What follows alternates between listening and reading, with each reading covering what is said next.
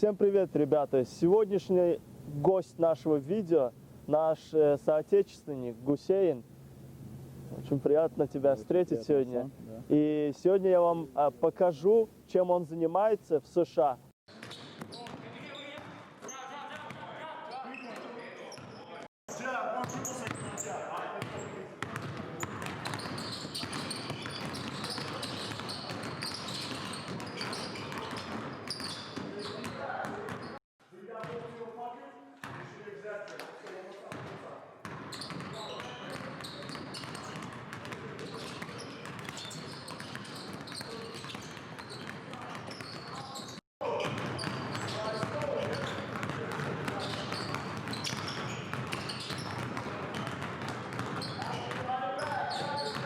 Привет, это Гусейн.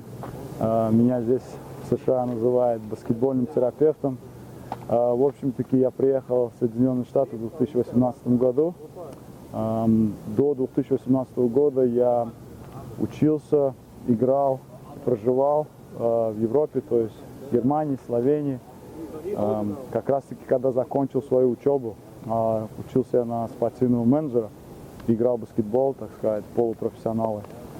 Решил приехать в США, так как США очень популярны, когда касается темы баскетбола, и решил развиваться здесь. Приехал сюда, начал работать с ребятами молодыми, и сейчас, так сказать, прогрессирую потихонечку.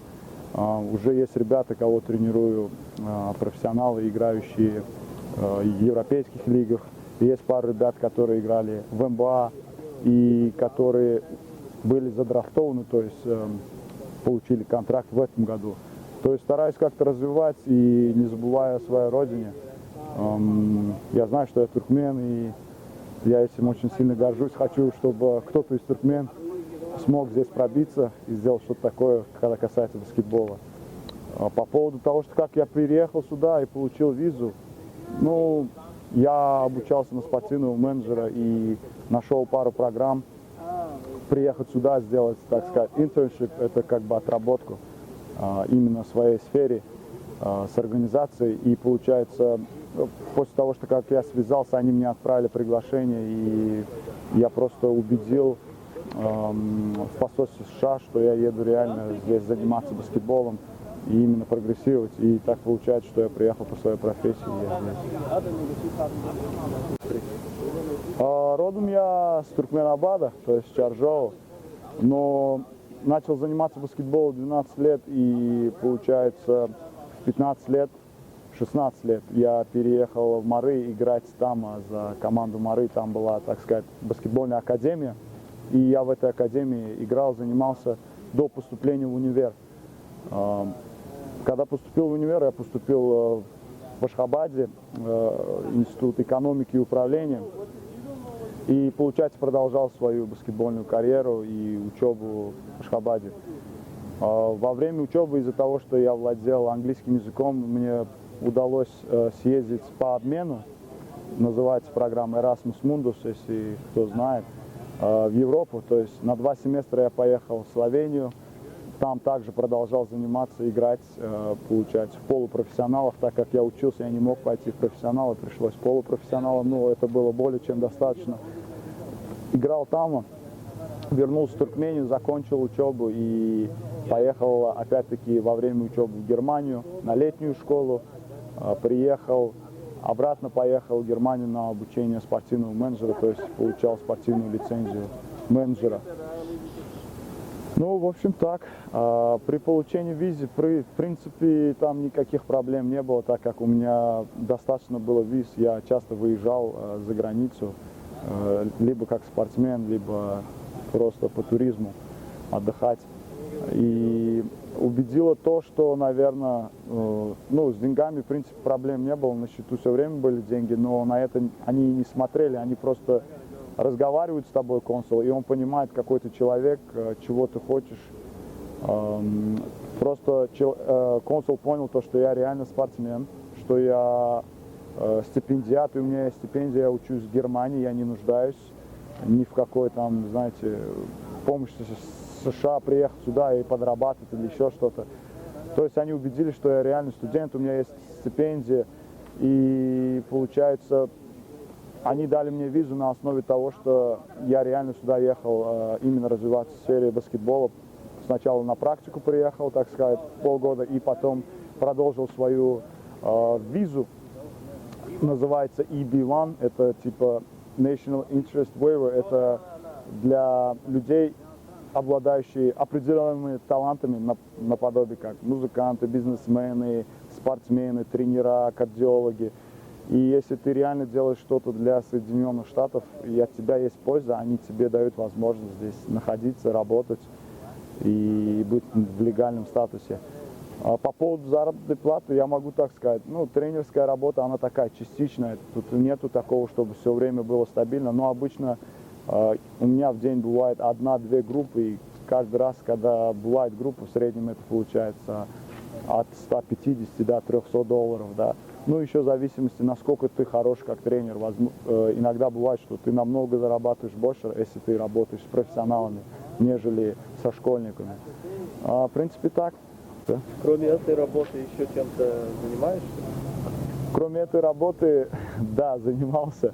Я занимался селзом, то есть в свободное время я занимался продажей логистических услуг, то есть компания, предоставляющая логистические услуги, у нее была платформа, где такие сотрудники, как я, могли просто брать лиды, то есть звонки, то есть, допустим, так сказать, клиенты, которые, возможно,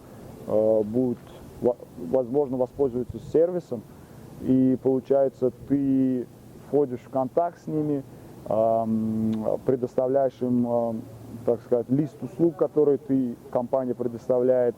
И если им нравится, если они соглашаются, то они, получается, покупают твою услугу, и ты получаешь комиссионные с каждой услуги. В принципе, работа очень хорошая. С селсменом все время хорошо, ты никогда не проигрываешь, так как ты стоишь посередине, как брокер, просто перепродаешь и зарабатываешь деньги. Вообще английский где выучил? Ну, английский я еще учил в Туркмении, играя в баскетбол. Я все время, так сказать, не то чтобы мечтал, планировал поехать когда-нибудь в США и играть в баскетбол. Ну, конечно, поступить в универ. Это не получилось, так как я уже поступил в Туркмении, и, ну, было так, наверное, предначертано, что я в Туркмении сначала. Но мое, наверное, упорство, да, то, что я все равно продолжал его учить, пока не сдавался, в общем, да. И то, что я выучил английский, будучи в Туркмении, мне помогло получить стипендию, поехать в Европу, и еще получить дополнительные сертификаты и 2 семестра образования в Европе из-за того, что я знаю английский. То есть всему есть своя причина, да. Возможно, у меня не получилось первый раз поехать, но у меня получилось поехать в Европу. После этого несколько раз именно владея английским языком.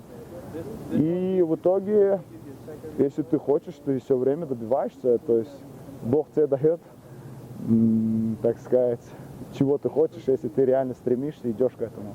Наверное, это моя такая история. Ну, и при этом знание языка, они все время помогают, то есть это личное саморазвитие. И одно понимаешь, когда я выучил английский, я понял, что надо двигаться дальше, надо еще какой-то язык выбрать. И начал учить немецкий, то есть выучив немецкий, это мне тоже помогло получить вторую стипендию, поехать на летнюю школу. Называется ДАД, летняя школа. Я был один из 8 стипендиатов, которые получили в 2017 году стипендию, поехал на летнюю школу, отучился, приехал, закончил универ и опять-таки поехал обратно в Германию на обучение по спортивному менеджменту. Как тебе нравится жить в США? Скажу так, конечно, по дому очень сильно скучаю, но у меня есть баскетбол, ну то есть сейчас, на данный момент здесь, не имея семью рядом, баскетбол является как моя семья, то есть мои ребята, хорошо, что они есть, это как бы, я не знаю, как это правильно сказать, но, наверное, это мне помогает не совсем скучать по дому, потому что я все время занят баскетболом. Ну, так сказать, конечно, мне здесь нравится, потому что я здесь развиваюсь, и у меня есть цели дальше развиваться именно в этой сфере. продвинуться. И, конечно же, я планирую в будущем помочь ребятам с Туркменистана, талантливые ребята, помочь им пробиваться в баскетболе именно не только там, в Туркмении, ну и приехать сюда, получить стипендию, именно спортивную стипендию. Здесь есть такая вещь, называется Athletic Scholarship, то есть спортивная стипендия.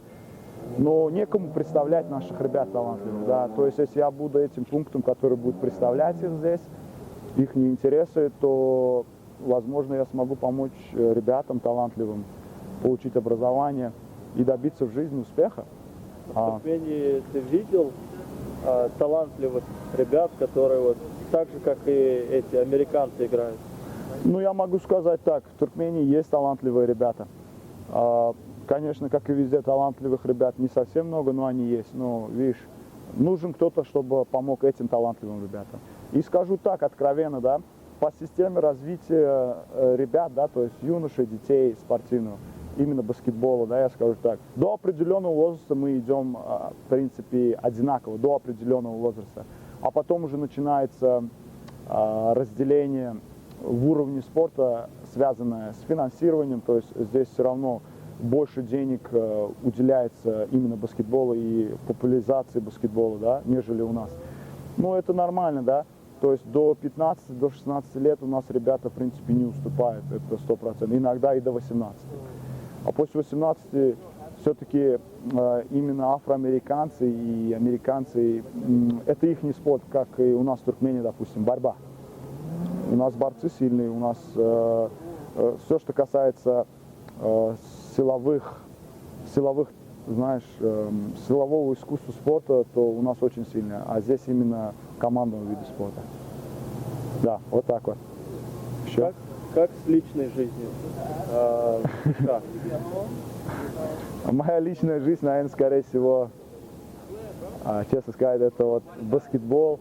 То есть я сейчас приду домой, сделаю свои дела и, наверное, начну заниматься самообразованием. То есть я себе поставил цель, пока я здесь, пока у меня нету родных с собой, то есть я один, у меня больше времени уделять на себя, на свое самообразование. То есть все свое свободное время я стараюсь читать книги, связанные именно с моей профессией, с моим искусством, или же с тем, что, так сказать, помогает мне развиться в этом. Ну, как на примере, да, спортивная наука, да, sport science, или и так далее, психология, допустим, спортивная. Или, допустим, я сейчас читаю книгу, называется Sport Gene, то есть спортивные гены, да, все, что связано со спортивными генами, которые помогают, так сказать, определить уровень таланта спортсмена. Ну, как бы стараюсь саморазвитием заниматься. И, наверное, из-за этого все свое свободное время уделяю этому. Я, так сказать, не могу уделить на другие вещи, как, допустим, личная жизнь, ну, я не знаю, иметь девушку или там много друзей. Ну, все мои друзья почти все с баскетбола, то есть все связано с баскетболом и не больше. Ну, в принципе, так, про меня. Что еще? Like this? Man, this guy right here, why they call him a therapist, man. His attention to detail, his breakdowns, I love it, man. I always tell him, man, how can I get better at understanding what a play is going on? He puts it on YouTube, he puts it on Instagram and everything. And I just love to see the breakdown in slow motion because it makes me understand it better. And that's how I feel like I'm getting better, just by looking at that. And seeing play by play, unbelievable, man. Appreciate you, man. You know that, man. No, I'm serious. All right. No, I just. All right. No, I'm just. All right, you ready? Hold on, don't make me laugh. Don't make me laugh. I'm smiling, man. All right, so I want to give a shout out to my boy basketball therapist, always keeping me humble. Like, I remember the first time I met him, I was getting buckets. He was just like, yo, don't even smile. Just keep getting buckets and be quiet. Every day getting more shifty, getting better, working on my game, staying humble. Appreciate you. Good job, man. Keep going. Keep going. Think about him as a coach. I think he's been very helpful. He gives a lot of great detail. And like I said, he's been, you know, just helping all of us guys out trying to reach the next level, whether it's high school, college, or pro. And I just want to say I'm very thankful to be, you know, have the opportunity to work with this guy and Tippy and meet a lot of people and, you know, just keep working on my game every day.